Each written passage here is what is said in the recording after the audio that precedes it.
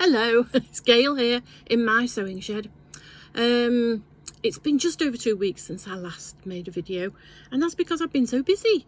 I'm not generally busy at all. You know, I get up in the morning, film my day, go to bed, another day happens, and time goes by like that, doesn't it? And it seems to have gone by very, very quickly. But this last week, I've been thinking, oh, I'll do my video tomorrow. I'll do my video on the day after. And I've been busy, as I said. I have been to my quilting group. I have been out for mid-morning to mid-afternoon, not actually lunch. I go out with my friend, usually on a Wednesday, and we have tea and a toasted tea cake, maybe a cake, and sometimes hot chocolate. So I do that on Wednesdays, although if it's not very nice or we're not feeling well or something, we just chat online like we're doing now, although I'm not sewing.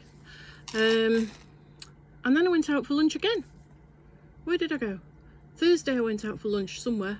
I can't remember who with. Isn't that bad? Oh no, Thursday I went to my quilting group, which is Davy Hume Quilters.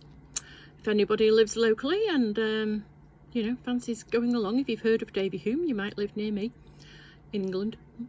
And Friday I went out for lunch with people, friends, girls, ladies from my antenatal group. Now, I don't run antenatal groups. This is the antenatal group I went to when I had my youngest daughter, who is 30. So we've been meeting up every couple of months for 30 years now, and went out for lunch with some of those on Friday. And then, of course, on Saturday, I don't know what happened on Saturday. Couldn't fit you in anyway. And then on Sunday, I had my grandson. We had him for a long time yesterday. We did painting, playing in the garden. We watched videos about sea dinosaurs, underwater dinosaurs. Particular, I don't know the names of them. I just call them Bluosaurus and Stripysaurus and things like that. Because I don't even remember anything really. I can't remember what I did the other day, can I? So I was really busy today. By the time he'd gone, I did plan to come in and do this, but I was too tired. So I've come and done it now. Now, this is the second time that I've done this because I didn't actually turn the video on the first time. So I've just appliqued a leaf and shown you how I do it.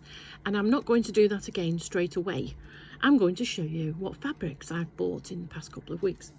So this is some lovely viscose that I bought to make a dress with. That's lovely, isn't it? I think it is anyway. Now, I have quite a collection of viscoses that I buy to make dresses, and I've not made one yet. Well, I mean, I have. I made a dress. I made my wedding dress, and I used to make clothes before I got married. I suppose I must have had more time then. Anyway, that's come, and that's lovely. These have come, these panels with nice words on. You make my happy. Yeah, that's nice. Isn't it? I thought I would make some little cushions with these. What does that say? Think I'll just be happy today. That's usually me. And if I'm not happy, I send my husband out for a tub of ice cream. That makes me feel a lot better for while I'm eating it, possibly an hour later, and then I start thinking, my God, no wonder I'm not losing weight.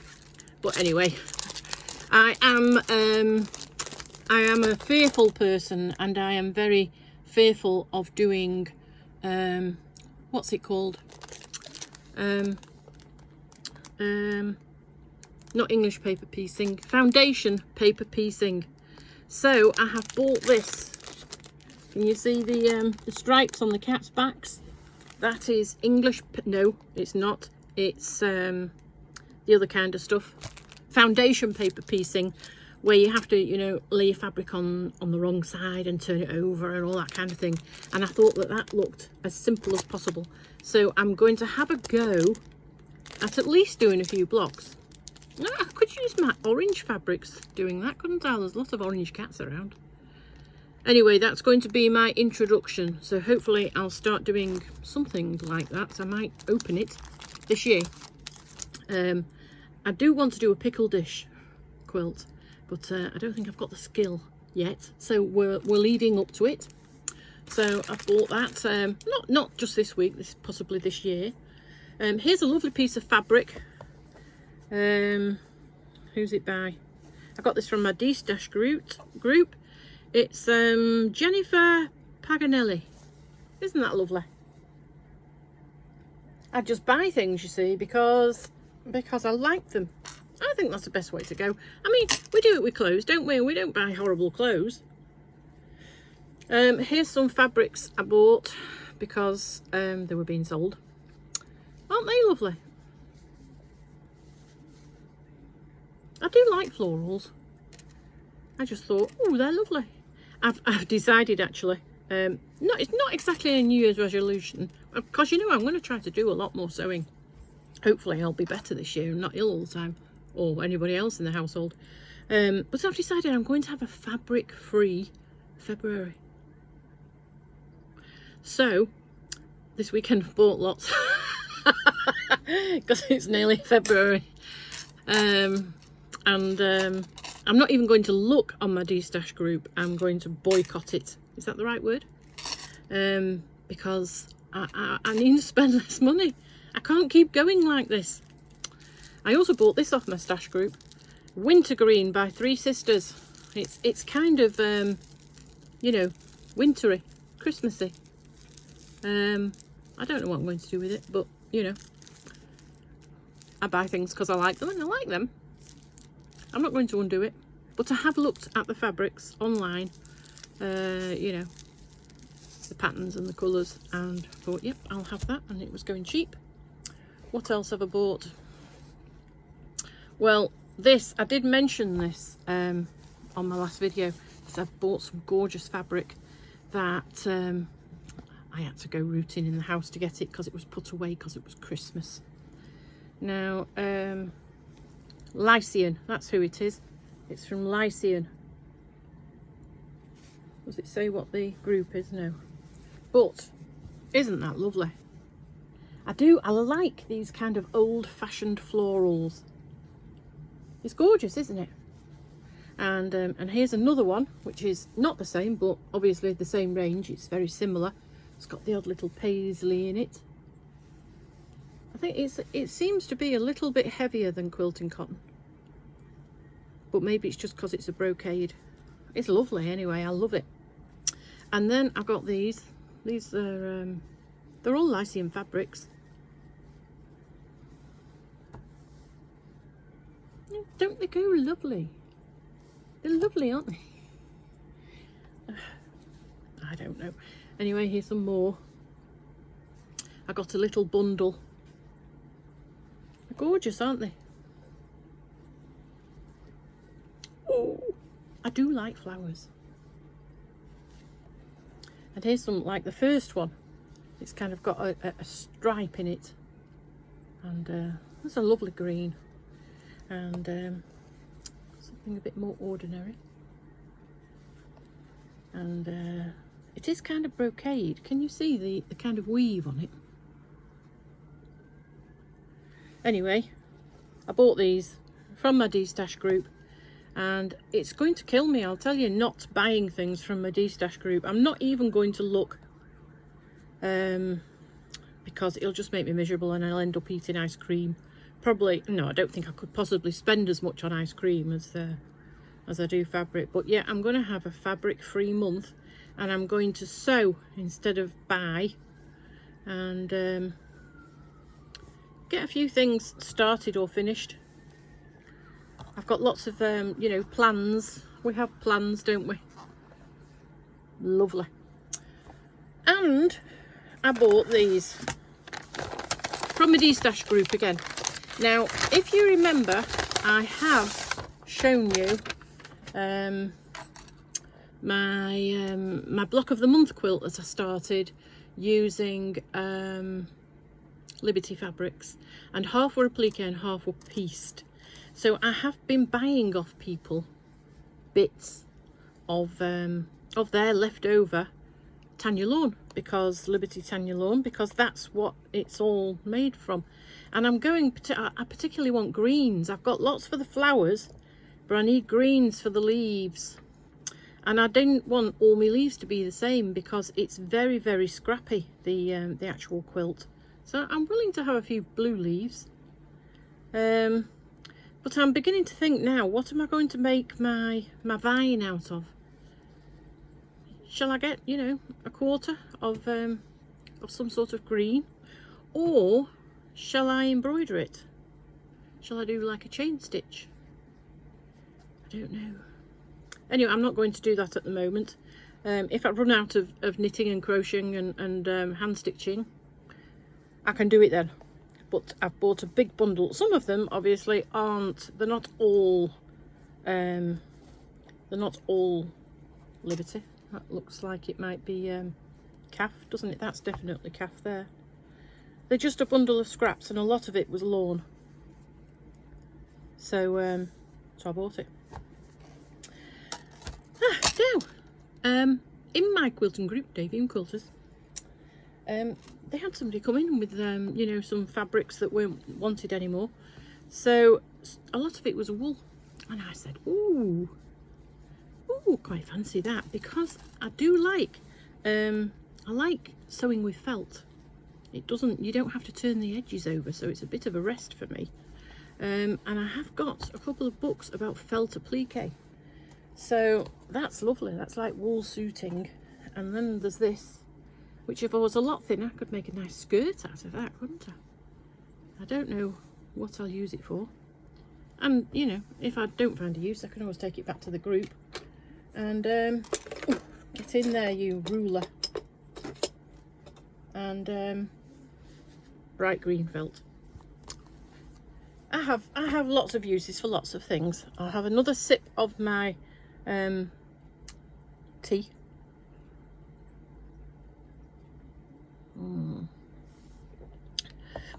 Now let's do another bit of applique that I thought I'd finished, which I haven't. Now this edging piece, which is the same as the middle background, is cut at 7 inches. So I've got 7-inch border around the edge, finished 6.5, and I've only appliqued this to within the last 6 or 7 inches, because I'm not proper enough, you know, that to plan how to do my corners. So let's see if you can see. Can you see on that corner? Not really, but they seem to match, don't they? Okay, let's see if you can see on that one over there. No, not really. Well, what I do is I get this and I get my other piece coming up. Let's do it with the other end. Hang on, I shall adjust my camera angle. So I get that piece and I get this piece. I'm just so this bit, you see, comes along here. Oh, it won't be like that, will it? Be like, oh, it doesn't really. That'll do, like that. And I get this piece here and I get this piece here, and I wangle it so that they go like that. You see, on the corner. Sometimes it involves a bit of unpicking, and then I stick flowers on. Anyway, this end I have left blank some leaves that need to be sewn on, so that I can show you how I do it. Where did I put my needle? Here we are. Now, as you can see, this is it's just a leaf shape I drew round. Oh, that one is cut right on the line. This one, I think, has a border. Yes, that's just me cutting out the leaf. I don't care how big it is on the back, because I don't do any of this fusible applique, and I don't do anything where you pre-form it with freezer paper or anything like that. Am I a funny colour? I look a funny colour on my screen. Anyway, I get my leaf shape and I stick it where I want it to go. Shall I stick it there? I'll stick it there, and I stick my pin in. Then I get my needle and put a length of cotton on, you know, chin to hand, and I usually start somewhere on the fattest, definitely not at an end, and I fold over the edge and press it with my thumbnail. So that bit of folded over pressed bit is where I start. About 1 centimetre away from the leaf, I stick in my needle and it comes out just on the edge of the leaf. and I pull it through, leaving perhaps a centimetre sticking out of my cotton on the backing. And then I go straight back into the backing and up in my leaf in more or less the same place, and that's my locking stitch. And then I just go along. I usually use grey. It depends what I'm making. Sometimes I'll match the thread to the background fabric. Sometimes I match it to what I'm actually appliquing. In this instance, I've got a lot of different greens, so I didn't want to go with green. And the backing fabric is grey and cream. I won't be grey. Although this is cream, because I have brought everything into my shed and not the grey thread. So I go back into the backing fabric, exactly where I came out on the leaf, directly next to it. I move it along, perhaps, I don't know what, 1/8 of an inch, 2/8 of an inch, and I come back up on the edge of the leaf. I go directly in, so it's a straight stitch off the leaf onto the backing fabric. I move the tip along with the help of my thumb, my hand underneath, and it comes up on the edge of the leaf. And then I'll stab it back in, and it comes up on the edge of the leaf. And I do that, as you can see, people seem to like looking at the back of my stitching. You see lots of little stitches all the way around the leaves. So I'll do it to the corner and I'll show you how I deal with the corner. And then I think I might, you know, toddle off and leave you to carry on with your day. I'll just say hi while I'm rabbiting on to my new subscribers. I know I've got some new subscribers in the past couple of weeks. Hello! Nice to know that there are people out there who actually watch me and might even be a bit like me. Who knows? I know they say opposites attract, and I am very opposite to my husband. I was once told by a psychiatrist, who of course I met at a party, that his quietness was to calm me down, and my liveliness was to liven him up, and that's why opposites attract. Which, you know, makes sense, doesn't it? I was watching Alani and Carlos last night. They are so funny. Well, they're not that, well, they are funny. They're very entertaining. I mean, they used to do lots and lots of knitting demonstrations, but then when COVID appeared and they started going online, well, started making YouTube videos every day, as lots of people did, because we all had to stay together, didn't we? They discovered that their chatting videos, oh, got unthreaded my needle. Oh, it's the bind of my life, this. I'm going to have to start, you know, tying knots in like children do. Anyway, I'm at the corner now. You see, I've left that much not sewed. I've gone twice into the same stitch. And now I'm going to just tuck under and take that out and turn it in the other way around so it doesn't get me. Okay. I'm going to tuck in that corner like that, fairly squarely, yeah, and then I tuck it around again with my fingernail, and then I carry on exactly the same way.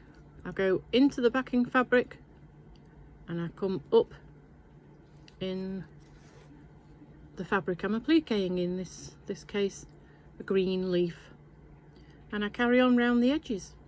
Now, I think my husband is coming to visit me. I just heard my back door, so that'll be funny. Hates walking in when I'm making a video. Anyway, I'll stop there with my needle and finish that off later. So I think I'm going to have to find some other fabrics. You know what it's like when you've got lots of fabric saved for a big thing. I've got lots of flower shapes cut out to go around this quilt, And I've used all my favourite ones now. I'm on the last border.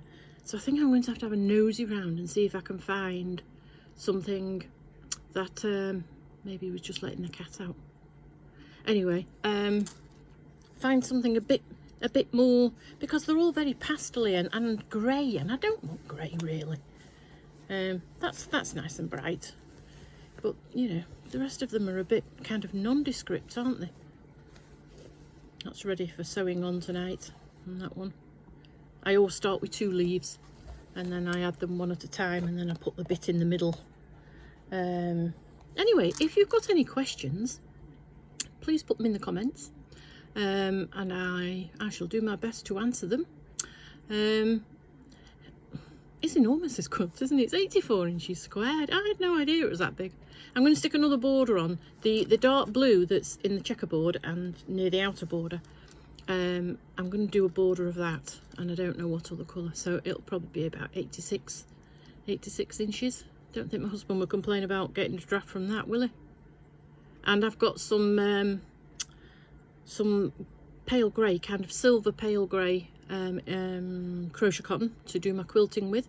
I do my quilting big stitch quilting, so I've got that all ready, and I've got my my backing fabric.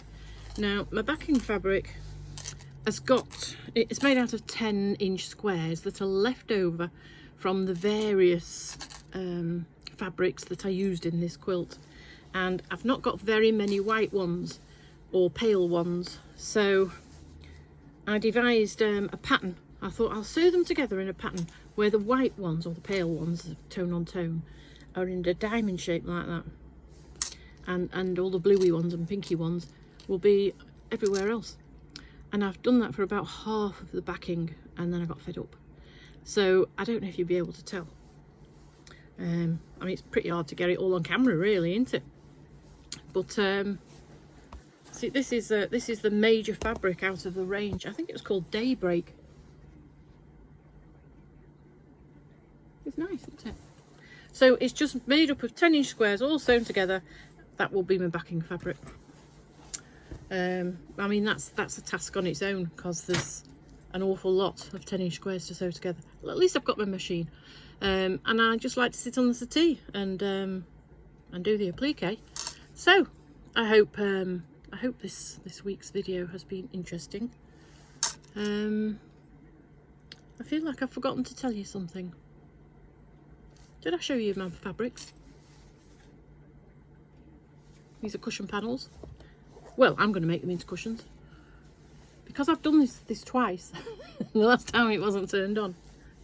I'm not sure I've shown you everything. Here's my dressmaking fabric. One day I will be showing you a dress I've made. And that's about it really. I wore myself out yesterday with my grandson, and I've been out quite a lot this past week, and it's taken all my time up, socialising and being, you know, is it called a gal about town? Maybe not. Girl about town? I don't know. Not really town, just my local, well, I suppose you would call it a town, a small town, because, you know, my nearest big town is a city really. So there you go. I'm going to finish off that border in the next couple of days. I'm going to sew it on, and then I'm going to, you know, get another border sewn on, and hopefully finish the backing. Don't know if I'm going to layer it up. I might start on something else. I've got things in my mind, you know, thinking, oh, I'm going to do that. I've got an awful lot of fabric behind this that I bought 30 odd 40 years ago. Don't think I'm really going to use it. So I've seen online a quilt being made by somebody, a scrappy quilt, and I do like scrappy quilts, and I'm thinking of using them. So that might be what I talk about next time I come and make a video, and hopefully by then I will have some earrings in, because I've lost my earring tin. I have a tin full of earrings, maybe 80 pairs, something like that, and I tied it up for Christmas and I've not seen it since. I'm a bit fed up of you know, just having these in, although these are very special diamond earrings that I don't know when I got them for, my 30th wedding anniversary maybe. I keep them in a very special pot, so that's why they're available rather than being lost. Anyway, I shall get off and Hope I leave you well, and I'll see you again shortly. Bye bye. Thanks for coming.